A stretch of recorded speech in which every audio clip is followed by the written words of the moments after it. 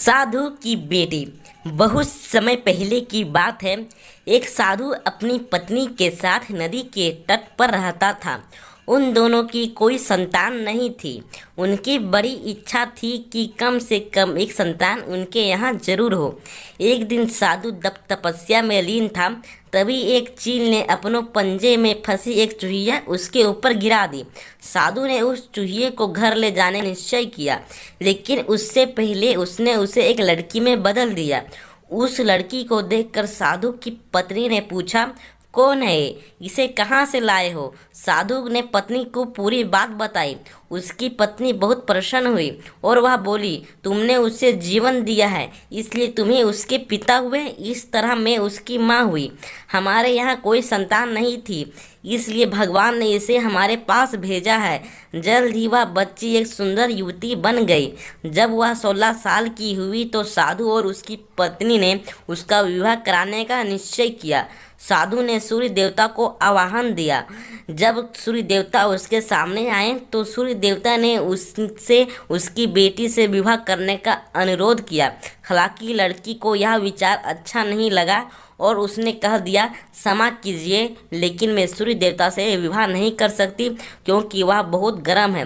निराश साधु ने सूर्य देवता से कहा कि अब वे ही उसकी लड़की के लिए कोई सुयोग वर सुझाएं।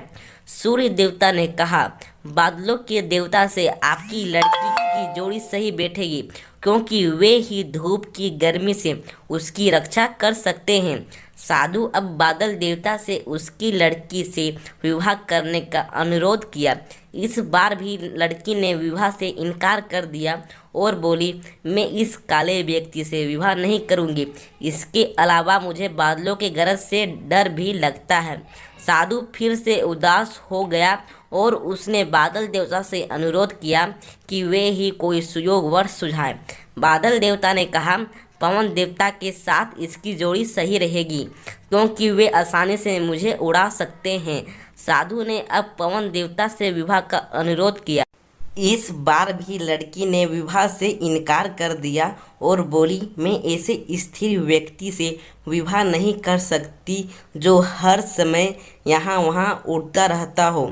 साधु काफ़ी परेशान हो गया। साधु ने पवन देवता से कोई सुयोग वर सुझाने को कहा। पवन देव ने जवाब दिया, पर्वतों के राजा बहुत मजबूत और स्थिर हैं। वे बहती हुई हवा को भी आसानी से रोक सकते हैं।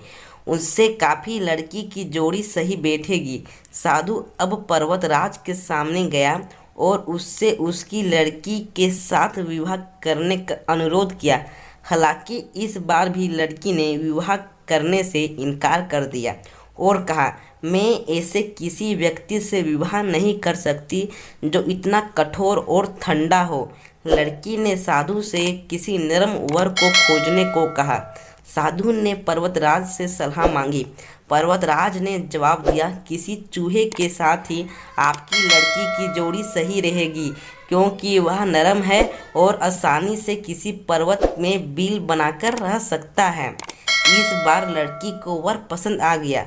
साधु काफ़ी हैरान हुआ और बोला, भाग्य का खेल कितना निराला है। तुम मेरे पास एक चूहिया के रूप में आई थी और मैंने ही तुम्हें लड़की का रूप दिया था।